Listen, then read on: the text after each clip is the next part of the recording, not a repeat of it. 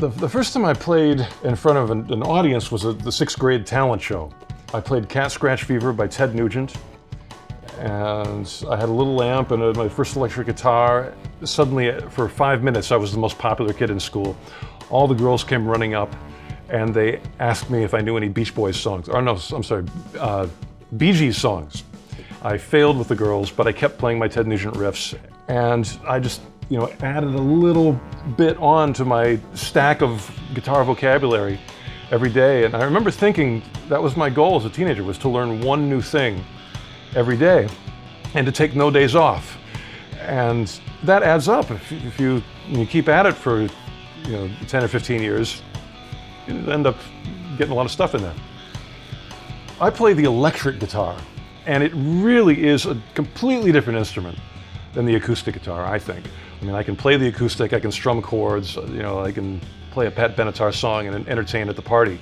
But if I really want to be me, I've got to play the electric guitar, and for that it's enhanced enormously by having the dynamics that different effects will give me and the different swirling around things and all the colors you get from them. It's just, the pedals help all those things. And they look cool too. I remember the first time I saw a pedal, my uncle took me to a music store and he showed me an MXR Distortion Plus. I had no idea what it was, just a little yellow box with a knob on it. But it was out of my league as a kid. I was not a wealthy guitar player, so I always would just crave them and look at them and want them. And once in a while, I'd mow enough lawns to save up for one.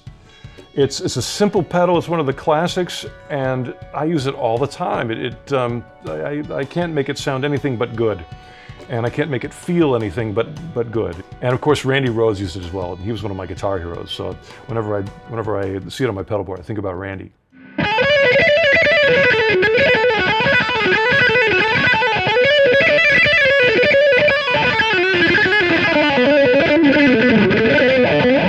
The MXR stuff's just really intuitive. There's not a billion knobs. It's just the knobs you want for the tone. And it's from an era. The bands that I was a fan of that inspired me back then, those are the tones I still love. Those are the tones that to me are my instrument.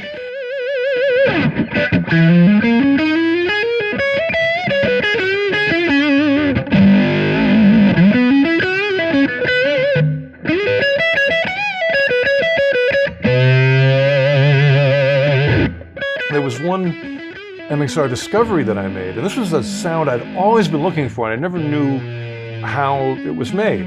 And I heard it on old Pat Travers records and Frank Marino records. And those two guys were some of my biggest guitar heroes in the 70s.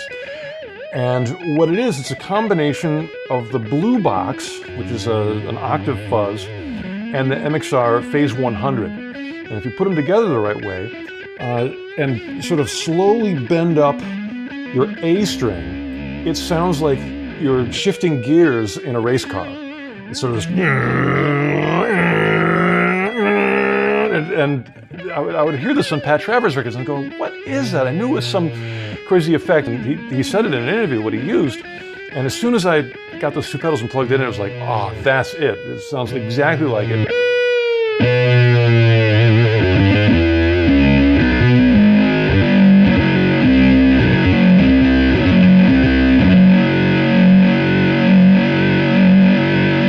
The main way that I pick out a pedal is if I play better.